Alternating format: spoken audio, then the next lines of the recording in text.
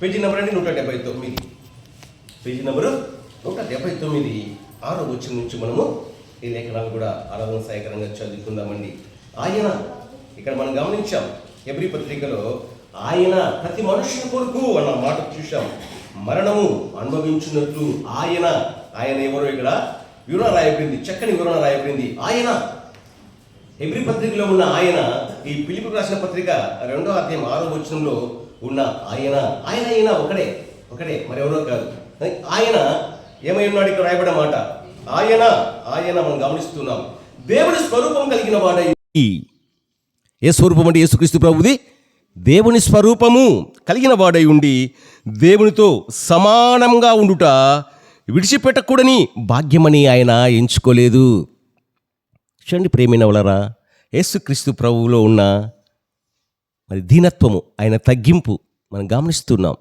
ఆయన దేవుని స్వరూపం కలిగిన వాడై ఉండి పరలోకంలో దేవునితో సమానంగా ఉండే ఆధిక్యత కలవాడై ఉన్నా కూడా అది భాగ్యమని ఆయన ఎంచుకోలేదు. కానీ 7వ వచనం, మనుషుల పోలికగా పుట్టి, ఇక్కడ బాగా గమనించాలి పదాలు. యేసుక్రీస్తు ప్రభు దేవుని స్వరూపం మందు ఉన్నవాడు, దేవుని పోలికలో ఉన్నవాడు యేసుక్రీస్తు ప్రభు, దేవునితో సమానంగా ఉండేవాడు యేసుక్రీస్తు ప్రభు. అట్టి ఆయన మనుషుల పోలికగా పుట్టాడు, దాసుని స్వరూపమును ధరించుకొని తన్ను తానే రిక్తునిగా చేసుకున్నాడు. ఎందుకండి ఆయనకు ఇలా ఎందుకు చేసుకోవలసి వచ్చింది? ఆధిక్యత ఎందుకు వద్దనుకున్నాడు?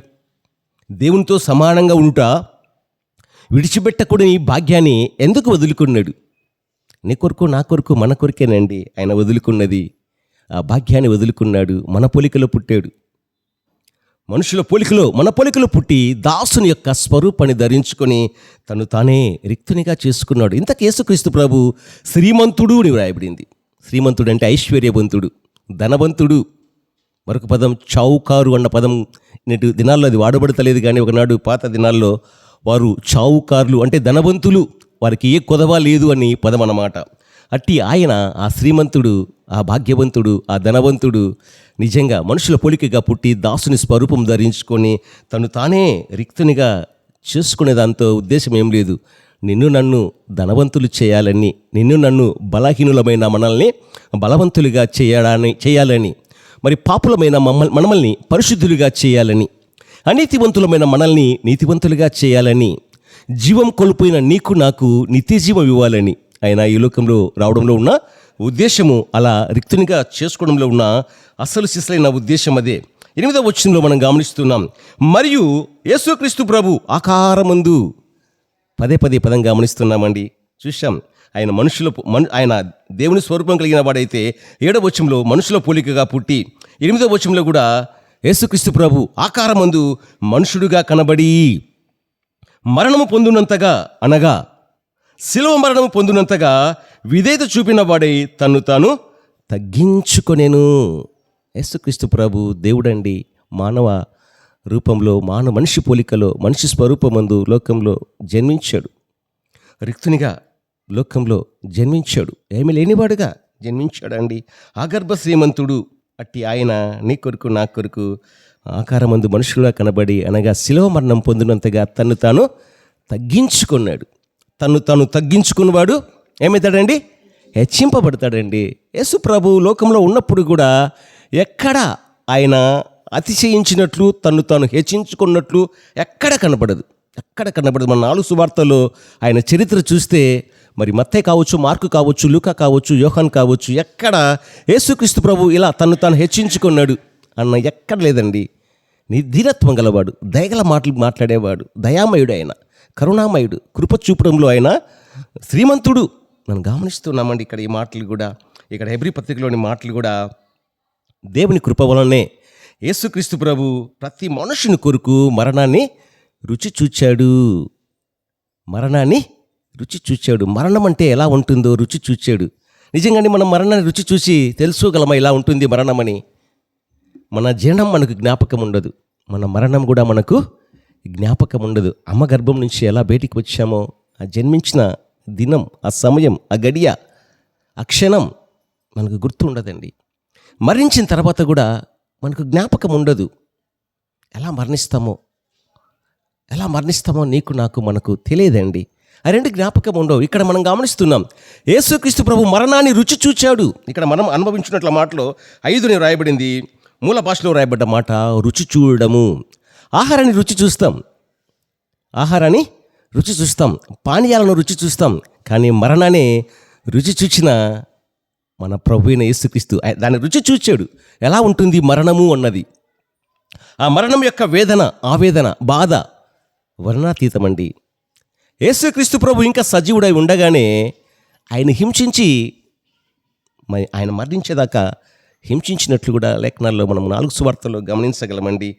ప్రతి మనుషుని కొరకు ఆయన మరణం అనుభవించినట్లు దూతల కంటే కొంచెం తక్కువ వాడుగా చేయబడిన యేసు మరణం పొందినందున అన్న మాటలు మనం ఇక్కడ ఈ లేఖనాల్లో మనం గమనిస్తున్నాం. ఎందుకు యేసుక్రీస్తు ప్రభు మరి మరణాన్ని అనుభవించాలనుకున్నాడు, ఎందుకు రుచి చూడాలనుకున్నాడు అంటే మన కొరకే. ఆ మరణం నీది, ఆ శాపగ్రస్తులమైన మనము మన కొరకు ఆయన శాపగ్రాహిగా మారిపోయాడు.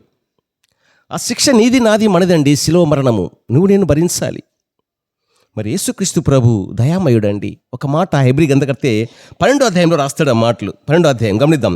హెబ్రీ పత్రిక 12వ అధ్యాయం 2వ వచనంలో చక్కగా వ్రాయబడింది. 208 పేజీ నంబరు. హెబ్రీయులకు రాసిన పత్రిక 12వ అధ్యాయం 2వ వచనంలో ఇక్కడ మనం గమనిస్తే కింది భాగంలో ఒక మాట 6వ లైన్లో రాయబడింది. ఈ 2వ వచనము చాలా లైన్లు ఉన్నాయి. 6వ లైన్ నుంచి మనం చదువుకుందామండి. చూడండి, యేసుక్రీస్తు ప్రభు మరణాన్ని ఎందుకు రుచి చూచాడంటే ఎందుకు శిలువ మరణం ఆయన మరణించడానికి ఇష్టపడ్డాడో ఇక్కడ రాయబడింది. ఆయన ఎవరు? యేసుక్రీస్తు ప్రభు తన ఎదుట ఉంచబడిన ఆనందం కొరకై. యేసుక్రీస్తు ప్రభు ఎదుట తన ఎదుట ఉంచబడిన ఆనందం కొరకై అవమానమును నిర్లక్ష్యపెట్టి శిలువను సహించాడు, శిలువ శ్రమలను సహించాడు. ఇదే గ్రంథకర్త భక్తుడు పౌలు మరొక చోట మరొక మాట రాస్తాడండి. మనం గమనిస్తే 1 కొరింథీ 13వ అధ్యాయం 4వ వచనంలో ప్రేమ చూద్దాం. ఆ మాట ఆరాధన సాయకరంగా ఆ మాట కూడా చూద్దాం, చదువుకుందాం. ఆ మాట కూడా తీసి గమనిద్దామండి. ఆ పదం 1 కొరింథీ 15వ అధ్యాయం. భక్తుడు పౌలు ఇక్కడ కూడా నిజంగా యేసుక్రీస్తు ప్రభువు గురించి తాను రాసిన 14 పత్రికల్లో అమూల్యమైన విలువైన కట్టలేని మాటలు రాశాడు. హెబ్రీ పత్రికలో రాయబడ్డ మాట మనం గమనిస్తున్నామండి. ఆ మాట ఇందాక చూసాం. తన ఎదుట ఉంచబడిన ఆనందం కొరకై అవమానం నిర్లక్ష్యపెట్టి శిలువను సహించాడు. ఇంతకెవరు ఆయన? రాయబడింది. ఎలా ఎందుకు సహించాడు చూద్దామండి. 13వ అధ్యాయం 4వ వచనం మనం గమనించగలం. ఆ మాట 4వ వచనం చూడండి. ప్రేమ దీర్ఘకాలము సహించును. ఆ కలవరి శిలువలో శ్రమలు సహించిన ఆయన ఏమై ఉన్నాడంటే ప్రేమై ఉన్నాడంట. ఏమై ఉన్నాడు యేసుక్రీస్తు ప్రభు? ప్రేమై ఉన్నాడు. చక్కగా వ్రాయబడింది. యోహాను రాసిన మొదటి పత్రిక 4వ అధ్యాయం 8వ వచనంలోను, యోహాను రాసిన మొదటి పత్రిక 4వ అధ్యాయం 8వ వచనంలోను 16వ వచనంలోను ఈ మాటలు రాయబడి ఉన్నాయి. దేవుడు ప్రేమ స్వరూపి అని 8వ వచనంలో రాయబడింది. 16వ వచనంలో మరి కింది భాగంలో దేవుడు ప్రేమ స్వరూపి అయి ఉన్నాడు అని వ్రాయబడింది. ప్రేమ దీర్ఘకాలము సహిస్తుంది. ఈరోజు మన శ్రేష్టలన్నీ కూడా సహిస్తున్నాడు దేవుడు. నా పిల్లలు మనం చేసే ప్రతి శ్రేష్టలు కూడా ఆయన చూస్తూ భరించుకుంటూ ఓర్చుకుంటూ పోతున్నాడు, సహించుకుంటూ పోతున్నాడు. మనల్ని శిక్షిస్తలేడండి. ఆయన కృపామయుడు. ఎన్నికలేని నన్ను ఎన్నుకున్నాడండి. మనం గమనిస్తున్నాము. మరి ప్రేమ దీర్ఘకాలము, మనం ఉన్నంత కాలం ఆయనకు ఆయాసకరమైన కార్యాలు మనం లోకంలో చేసిన, దేహ సంబంధమైన కార్యాలు చేసిన సహిస్తూ ఉన్నాడు. మరొక మాట ఇక్కడ రాయబడింది 4వ వచనంలోనే, ప్రేమ దయ చూపించును. దయామయుడండి ఆయన, దయ చూపిస్తుంది ఆ ప్రేమ. ఇక్కడ మనము గమనిస్తున్నాము. 5వ వచనంలో ఒక మాట రాయబడింది. ఇక్కడే హెబ్రీ 1 కొరింథీ 13వ అధ్యాయం 5వ వచనంలో రాయబడ్డ మాట, ప్రేమ స్వప్రయోజనమును విచారించుకొనదు. తన ప్రయోజనం కొరకు ఆయన ఏం ఆలోచించలేదండి. మన ప్రయోజనం కొరకే ఆయన తన ఎదుట ఉంచబడిన ఆనందం కొరకై శిలువను సహించాడు, శిలువ శ్రమలు భరించాడు. భారమైన శిలువ, భారమైన పాపము, మన పాప భారాన్ని ఆ కలవరి శిలువలో యేసుక్రీస్తు ప్రభు నిజంగా అండి ఓర్చుకున్నాడు. నా కొరకు మనం చేసే శిక్షను మరి సహించడానికి, భరించడానికి ఎవరైనా ముందుకు వస్తారండి? మనకు జన్మనిచ్చిన అమ్మ కాబోలు, నాన్న కాబోలు, తోబుట్టువులు కాబోలు, ఒకవేళ మనం వివాహమైతే మన భార్య కావచ్చు, మన భర్త కావచ్చు, మనకు పుట్టిన పిల్లలు కావచ్చు, మనము చేసిన నేరాన్ని వారి మీద మోపుకోవడానికి ఇష్టపడరు. ఒకవేళ పొరపాటున ఒక వ్యక్తిని ఏదైనా చేసామనుకో, మర్డరు, ఆ హత్య నేను చేశాను, ఆ నరహత్య నేను చేశాను, నా కుమారునికి తెలియదని కుమారుడు చేసిన తప్పిదాన్ని తండ్రి తన మీద వేసుకుడు, తన మీద మోపుకోడు. ఒకవేళ తండ్రి చేస్తే కుమారుడు కూడా నా తండ్రి ఆ శిక్ష చేయలేదు, ఆ నేరం చేయలేదు, ఆ నేరం చేసింది నేను, దానికి తగ్గ శిక్ష భరిస్తానని ముందుకు రావడానికి ఏ కుమారుడు ముందుకు రాడండి. కానీ దైవ కుమారుడు మన కొరకు మనం చేసిన పాపాలకు రావాల్సిన శిక్షను భరించడానికి, సహించడానికి, ఓర్చుకోవడానికి, మన భారాన్ని మోయడానికి ఇష్టంగా వచ్చాడు, కష్టంగా కాదండి. మనము లేఖనాల్లో గమనిస్తున్నాం. దేవుని కృప వలన యేసుక్రీస్తు ప్రభు ప్రతి మనుష్యుని కొరకు, నా కొరకు, నీ కొరకు, లోకంలో ఉన్న మానవులందరి కొరకు, వారు వీరిని కాదు అందరి కొరకు. చూడండి, ఇందులో మనకు ఏం కనపడుతుందండి? దేవుని యొక్క ప్రేమ కనపడుతుంది. దేవునిలో పక్షపాతము లేదు అన్నది కనపడుతుంది. మనుషులందరి కొరకు ఆయన అందరినీ సమానంగా ప్రేమిస్తున్నాడు. నన్ను, మిమ్మల్ని, లోకంలో నమ్ముకునని వారి కొరకు కూడా ఆయన మరణించాడు. మానవ అందరి కొరకు, వారు వీరిని కాదు. నమ్ముకుంటే నిత్య జీవం ఉంది, నిత్య రక్షణ ఉంది, పరలోక భాగ్యం ఉంది. నమ్ముకోకపోతే నిత్య నరకం ఉంది, పాతాళం ఉంది, అగ్నిగుండం ఉందని దేవుడు ఆ కార్యం చేసాడు. లోకంలో సువార్త ప్రకటింపబడుతూ ఉంది. దేవుడు ఎవరిని భయపెట్టాడు, బెదిరించాడు. ఉన్నది వాస్తవాన్ని తెలియజేస్తాడు. మానవుడు ఎదుట దేవుడు జీవ మార్గాన్ని, మరణ మార్గాన్ని ఎదుట ఉంచి కోరుకోమంటాడు.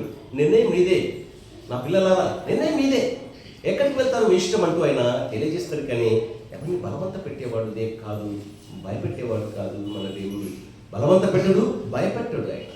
చూడండి, మనం గమనిస్తున్నాము. దేవుని యొక్క ప్రేమ అలాంటిది, దేవుని యొక్క వాత్సల్యత అలాంటిది. ఈ లోకంలో ఆయనలా ప్రేమించేవాడు. మన కుమారులు మనం చేసే నేరాన్ని ఒప్పుకోడు, కానీ దైవ కుమారుడు మన నేరాన్ని అంతా ఒప్పుకోవడానికి, శిక్షను భరించడానికి లోకానికి వచ్చాడని లేఖనాల్లో మనం గమనిస్తున్నాం. చూడండి, ఆయన ప్రతి మనుషుని కొరకు మరణం అనుభవించినట్లు దూతల కంటే కొంచెం తక్కువ వాడుగా చేయబడిన యేసు మరణం పొందినందున మహిమా ప్రభావంతో కిరీటము ధరించిన వాడిగా ఆయనను చూచుచున్నాము. మహిమా ప్రభావముతో ఆయన కిరీటం ధరించక మునుపు కలవరి శిలువలో నీ కొరకు, నా కొరకు ముళ్ళ మకుటము ధరించుకున్నాడు. ముళ్ళ మకుటము ఆయన ధరించుకున్నాడు. గమనిస్తున్నామండి. యేసుక్రీస్తు ప్రభు నీ శిరస్సు మీద, నా శిరస్సు మీద, మన శిరస్సుల మీద సువర్ణ కిరీటం ధరింప చేయాలని ఆ కలవరి శిలువలో యేసుక్రీస్తు ప్రభు ముళ్ళ మకుటాన్ని ధరించుకున్నాడు. ముళ్ళ మకుటము గుచ్చినప్పుడు తలలో తల అంతా గాయాలయ్యి, తల అంతా రక్తసిక్తమైంది. తలలో నుంచిన రుధిరం అంతా కూడా దేహమంతా కింది వరకు స్రవించింది. అంతేనండి, అంతే కాదండి. కలవరి శిలువలో యేసుక్రీస్తు ప్రభు అడ్డకొయ్యకు, నిలువకొయ్యకు ఆ కొయ్య మీద పండుకోబెట్టి యేసుక్రీస్తు ప్రభు చేతుల్లో పొడవాటి మేకులు కొట్టారు. కొట్టిన ప్రతిసారి వెంటనే ఆ మేకు ఆ చెక్కకు దిగదు. కొట్టిన ప్రతిసారి ఎంత బాధ, వేదన యేసుక్రీస్తు ప్రభు అనుభవించాడు. ప్రతి మనుషుని కొరకు మరణము రుచి చూచాడు, బాధను రుచి చూచాడు, వేదనను రుచి చూచాడు, శ్రమను ఓర్చుకున్నాడు, బాధను భరించాడు. ఎవరి కొరకు? మన కొరకు మధ్యవర్తిగా మారిపోయాడు. నా దేవా, నా ప్రభువా, ఈ మానవులందరూ వారి కొరకు నేను మర్పిస్తాను, వారి శిక్షణ నేను సాధిస్తాను. ముందుకు వచ్చినవాడు ఆయన, వెనక జీవించినవాడు కాదు. లోకంలో చూసేవాడు, జన్మించాడు. లోకంలో 33 సంవత్సరం ఆయన జీవించాడు. మంచి యవ్వన ప్రాయంలో యేసుక్రీస్తు ప్రభు మన కొరకు మరణించడానికి, మరణాన్ని రుచి చూడడానికి మానవులందరి కొరకై ముందుకు వచ్చాడండి. మరి యేసుక్రీస్తు ప్రభు శిష్యులతో మరి గెత్సేమనే తోట వద్ద ఉన్నప్పుడు కూడా ఆయన పట్టుకోవడానికి వచ్చినప్పుడు యేసుక్రీస్తు ప్రభు మీరు ఎవరిని వెతుకుతున్నారంటే నజరేయుడైన యేసునంటే ఆ యేసు నేనే అని చెప్పాడు. ఒక మాట రాయబడింది ప్రవచనం, గొర్రెల కాపరిని కొట్టుదురు, గొర్రెలు చెదిరిపోవును. మన గొర్రెల కాపరి మంచి కాపరి అండి, మంచి కాపరి మన కొరకు ప్రాణం పెట్టాడు. ఆయన అన్నాడు, అన్నమాట చేసి చూపించు. కోతులు కోసేవారు ఎందరో, ఉత్తరి కుమారుని ప్రగల్భాలు పలికే వాళ్ళు ఎందరో, కానీ అలా కాదు, మాట చెప్పాడు. మనం గమనిస్తే యోహాను రాసిన సువార్త మనం గమనించగలం 10వ అధ్యాయం 11వ వచనంలో, నేను గొర్రెలకు మంచి కాపరి గొర్రెల కొరకు తన ప్రాణం పెట్టును అన్నాడు. అన్నమాట ప్రకారము ఆయన కల్వరి శిలువలో తను అప్పగించుకున్నాడు. కాళ్ళలో చేతుల్లో మేకులు, పక్కలో పల్లెపోటు, శిరస్సున ముళ్ళ మకుటము, మొత్తము దేహమంతా రక్తసిద్ధమైంది.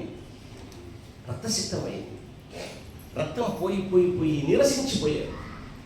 ఆ కల్వరి శిలువలో యేసుక్రీస్తు ప్రభువు ఆయన యొక్క సుందర ముఖము కురిపిగా మారిపోయాడు. సొగసుల స్వరూపాన్ని కోల్పోయాడండి. ఆయన మన సొగసుల స్వరూపాన్ని కోల్పోయాడు. 10,000 మందిలో ఆయన గుర్తింపదగిన వాడు. ఎలాంటి వాడంటే పరమగీతంలో రాయబడిన మాట, ఆయన ధవలవర్ణుడు, రత్నవర్ణుడు, 10,000 మంది పురుషులలో ఆయన అక్కడ నాకు గుర్తింపవచ్చండి. అటువంటి ఆయన నీ కొరకు నా కొరకు కల్వరి శిలువకు అప్పగింపబడినప్పుడు సొగసుల స్వరూపాన్ని కోల్పోయాడు, సుందరమైన రూపాన్ని కోల్పోయాడు. ఆయన ముఖం వికారంగా మార్చబడింది. నిజంగా అలా మారిపోయాడు. అలాంటి శిక్ష, ఆ శిక్ష నీది నాది మనది. మన కొరకు మధ్యవర్తిగా మారిన యేసుక్రీస్తు ప్రభు కల్వరి శిలువలో నీ కొరకు నా కొరకు మన భారం అంతా మోసి మన శిక్షణ అంతా కూడా సహించుకున్నాడు. పేతురు రాసిన మొదటి పత్రిక 4వ అధ్యాయం వచ్చిన మాట రాయబడింది, క్రీస్తు శరీరమందు శ్రమపడెను. ఎవరి కొరకు? మన కొరకే శ్రమపడ్డాడు. అంతేకాదు మనం గమనిస్తే ఎబ్రీ గ్రంథకర్త అంటే 12వ అధ్యాయం మనం ఇక్కడ గమనిస్తే మాట 13వ అధ్యాయం కాబోలు ఎబ్రీ పత్రిక 13వ అధ్యాయము 8వ వచనంలో ఆ మాట, లేదా 12వ వచనం, 8వ అధ్యాయం 13వ అధ్యాయం 12వ వచనంలో 13వ అధ్యాయం 12వ వచనం మాట రాయబడింది. పేజీ నెంబర్ 209 చూద్దాం ఆ మాట కూడా. కావున యేసు కూడా తన స్వార్థం చేత ప్రజలను పరిశుద్ధపరచు కొరకే గమని వెలుపట శ్రమ పొందేను. శ్రమ పెట్టబడ్డ ప్రభువు, శ్రమను ఓర్చుకున్న ప్రభువు, భారం భరించిన ప్రభువు, రక్తం అంతా పోయినా నిరసించి పోయాడే. కానీ అనగానే ఆయన ఎవరిని దూషించినట్లు, ద్వేషించినట్లు, విమర్శించినట్లు ఎక్కడ కనపడదు. 4 సువార్తల్లో గమనించినది ఆయన విమర్శను గమనించగలం, ఆయన ప్రేమను గమనించగలం. బొచ్చు కత్తిరించి మన వద్ద గొర్రెపిల్ల ఏ రీతిగా మౌనంగా ఉంటుందో యేసుక్రీస్తు ప్రభు కూడా ఆ కల్వరి శిలువలో గొర్రెపిల్ల ఆ మౌనం మోహించాడు. గమిని వెలుపట నిజంగా శ్రమ పొందాడు, శరీరమందు శ్రమ పొందాడు, నిలువెల్లా గాయాలు, రక్తసిక్తమైన దేహం కృషించిపోయాడు, నిరసించిపోయాడు. దేహానికి వస్త్రం కూడా సక్రమైన సరైన వస్త్రం లేదండి. ఆ కల్వరి శిలువలో యేసుక్రీస్తు ప్రభు నీ కొరకు, నా కొరకు, మనందరి కొరకు అర్ధనగ్నంగా ప్రదర్శింపబడ్డాడు. ఎందుకు? మన ఆత్మీయ దిగంబరత్వాన్ని కప్పడానికి. ఏ దిగంబరత్వం? ఆత్మీయ దిగంబరత్వాన్ని కప్పడానికి ఆ కల్వరి శిలువలో యేసుక్రీస్తు ప్రభు అర్ధనగ్నంగా మన కొరకు ప్రదర్శింపబడ్డాడు. ఆ కల్వరి శిలువలో యేసుక్రీస్తు ప్రభు తన రక్తాన్ని కాచడంతో పాటు తండ్రికి తన ఆత్మను అప్పగించాడు. లేఖనం ప్రకారం యేసుక్రీస్తు ప్రభు మన పాపముల నిమిత్తం మృతి పొందాడు. ఆయన పాపం చేయలేదు, ఆయనలో పాపం లేదు, ఆయన జనంలో పాపం లేదు, ఆయన జీవితంలో పాపం లేదు. కానీ లేఖనముల ప్రకారము, లేఖనాలు నెరవేర్చబడాలి అంటే ఆ లేఖనం ప్రకారం యేసుక్రీస్తు ప్రభు జన్మించాడు, జీవించాడు. ఆ కల్వరి శిలువలో లేఖనం ప్రకారము మానవులందరి పాపం కొరకై ఆయన మరణించాడు. ఆయన సజీవుడై ఉన్నప్పుడు శరీరధారిగా ఉన్న దినాలలో నా ఎందుకు పాపం ఉన్నదని మీలో ఎవరు స్థాపించునని సవాలు విసిరాడు. ఎవరు కూడా ఆయన ఎందుకు పాపం కనుగొనలేదండి. నిజంగా కనుగొనలేదు. ఆయనతో ఉన్న అంతరంగ శిష్యులు కూడా ఆయనలో పాపము లేదు. యోహాను అంటాడు, పేతురు అంటాడు, ఆయనలో ఏమిటండి? పాపము లేదు. పాపమును తీసివేయడానికి ఆయన ప్రత్యక్షమయ్యాడు. మన పాపాలను తీసివేయడానికి ఆయన ప్రత్యక్షమయ్యాడండి. ఆ కల్వరి శిలువలో యేసుక్రీస్తు ప్రభు నీ కొరకు, నా కొరకు, మన పాపం నిమిత్తమే లేఖన ప్రకారం ఆయన మరణించాడు, సమాధి చేయబడ్డాడు. లేఖన ప్రకారమే యేసుక్రీస్తు ప్రభు 3వ దినమున మృత్యుంజయుడై లేచాడు, సజీవుడై లేచాడు.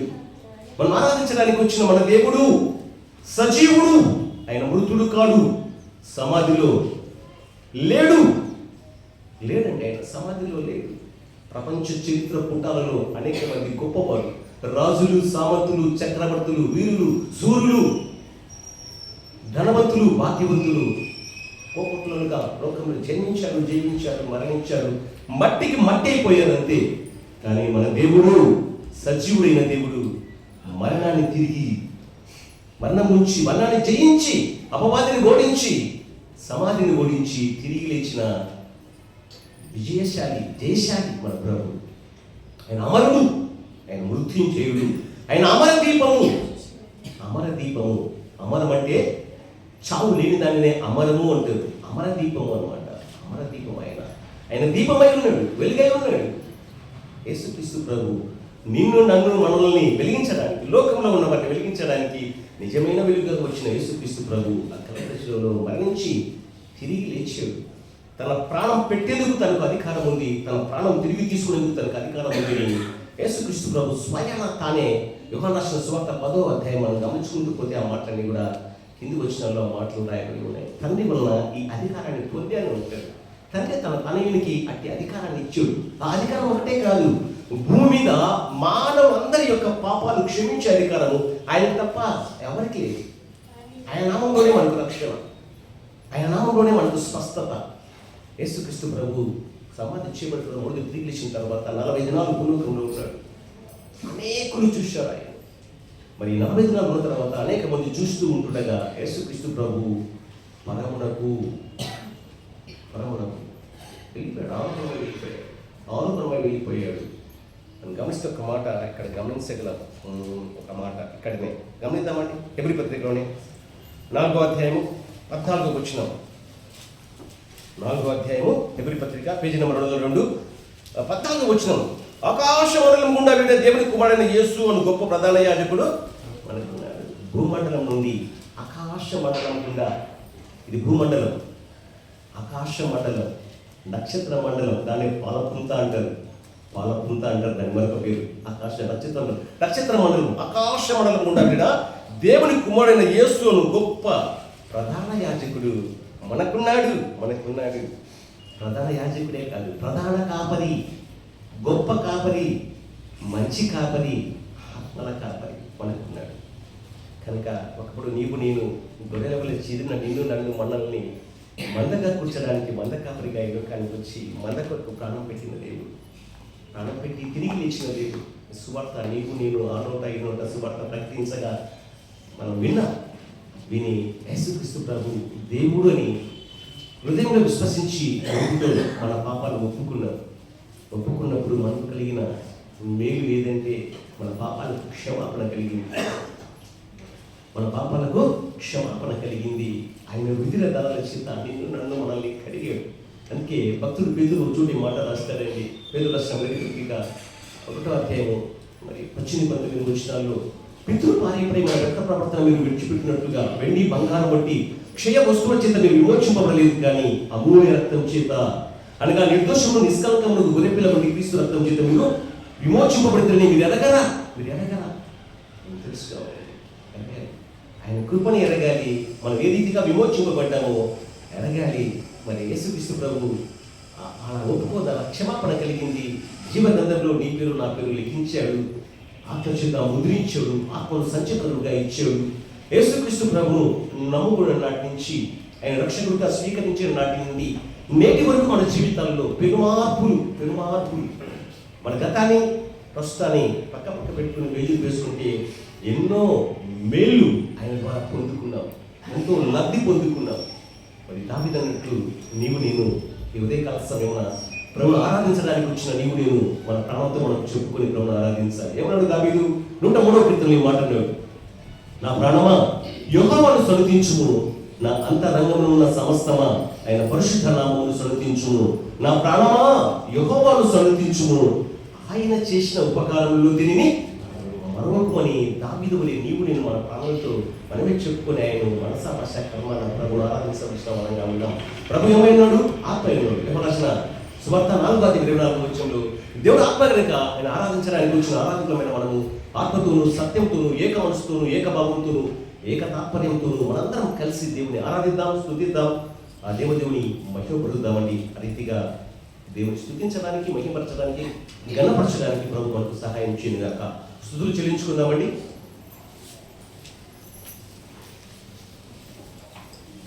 చీకటి నుండి వెలుగులోనికి నన్ను పిలచిన తేజోమయ, చీకటి నుండి వెలుగులోనికి నన్ను పిలచిన తేజోమయ,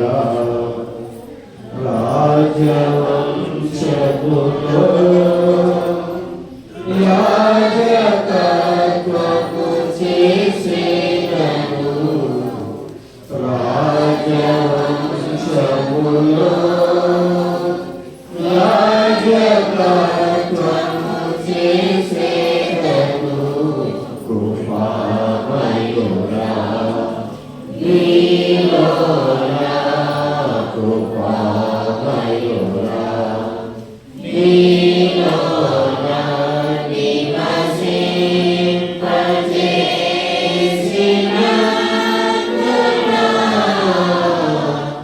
ఇదిగో నా స్తుతుల సింహాసనం నీలో నివసింపజేసినందునా. ఇదిగో నా స్తుతుల సింహాసనం కృపామయుడా.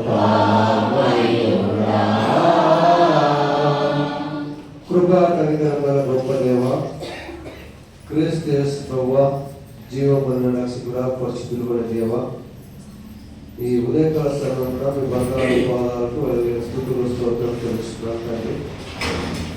సర్వ సృష్టికర్త అయిన మా దేవ మీకే స్తోత్రాలు, సర్వాధికారి అయిన మా ప్రభువా మీకే స్తోత్రం తెలుస్తున్నాం. రాజులకు రాజుగా ప్రభులకు ప్రభుగా నిరంతరంలో స్తోత్రమవుతుంది మా గొప్ప దేవ, మీకే స్తుతులు స్తోత్రం తెలుస్తున్నాం దేవా. తండ్రి తన ప్రభుత్వం మొదలుకొని నేటి ప్రభుదిన వరకు మమ్మల్ని అందరినీ కూడా మీరు సంజీవులకు వచ్చినటువంటి స్తోత్రం తెలుస్తున్నాం. ఈ దినాన్ని చూడక ఎందరో గొప్పవారు ఐశ్వర్యవంతులు ప్రఖ్యాతిగా వాళ్ళందరూ కూడా ఈ లోకాన్ని వదిలిపెట్టి వెళ్ళిపోయారు. ఏ యోగ్యత లేని మమ్మల్ని మీరు సజీవులకు వచ్చినటువంటి స్తోత్రం తెలుస్తున్నాం. సజీవులమైన మేము ఉదయకాల సమయంలో ఆకాశము మీ యొక్క సింహాసనము, భూమి మీ యొక్క పాదపీఠమైనగా, మీ యొక్క పాదపీఠం దగ్గర మీ యొక్క పరిశుద్ధ మందిరంలో మేమందరము మీ బల చుట్టూ ఒలిముల మొక్కలో చేరి పరిశుద్ధుడు లోకరక్షకుడు మా కొరకే ప్రాణం పెట్టి తిరిగి లేచిన యేసు క్రీస్తు ప్రభువు మమ్మల్ని స్తుతించుటకు, గణపతులకు, ఆరాధించుటకు మాకు ఇచ్చిన గొప్ప భాగ్యానికి స్తోత్రం తెలుసుకున్నాం తండ్రి. అవతని ప్రభు లేఖనాలు తెలియజేసిన ప్రకారంగా ప్రభు మరి మీరు పరలోకం దేవాది దేవుడు, దేవుడు స్వరూపాలు వదులుకొని భూలోకానికి కేవలం మా కొరకే తండ్రి ప్రభు ఈ లోకానికి వచ్చి మా కొరకు ఎన్నో నిందలు, శ్రమలు, అవమానాలు పరిస్థితి అందుకు మనకు స్తోత్రం తెలుస్తున్నాం దేవా. అవుతండి ప్రభు అధికారం మొదలుకొని నడినంత వరకు కొద్దిగా స్వస్థత కూడా మా పాపాల నిమిత్తం మీరు గాయపరచబడుతుంది, మా పాపాల నిమిత్తమే మీరు నడబట్టబడుతుంది, మా పాపాల నిమిత్తమే మీరు మొత్తపడుతుంది దేవా. అందుబాటుకు స్తోత్రం తెలుస్తున్నాం. అవుతండి ఆకాశానికి భూమికి మధ్యలో కల్వారి శిలువలో మూడు మీటర్ల మధ్యలో ఒక పక్షిలాగా వేలాడబడ్డారు. కాళ్ళకు చేతులకు మీరు తలలో ముదపీఠము హృదయంలో బలము పోడు దేవా.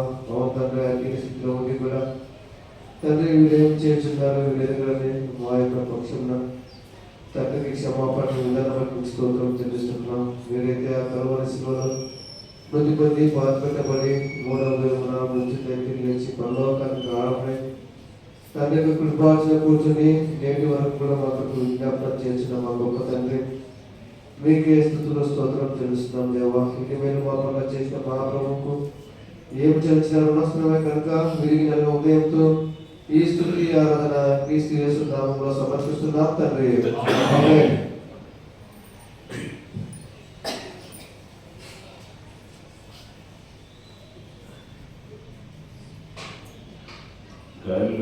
కలువారి సిలువలో బలియైతివా,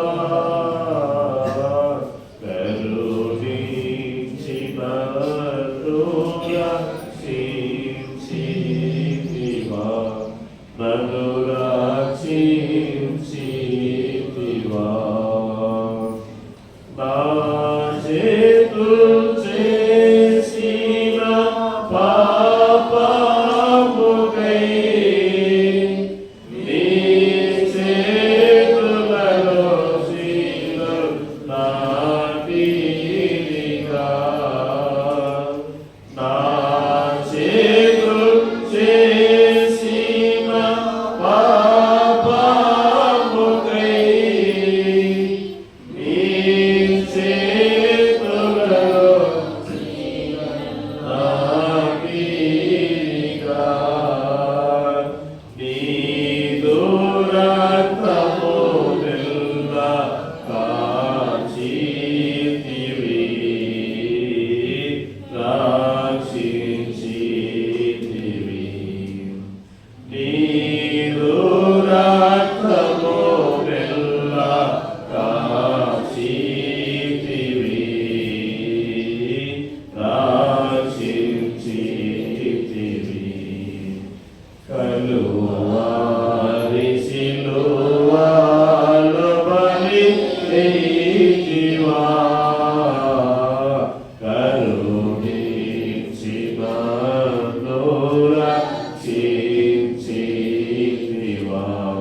ప్రజురాశివా.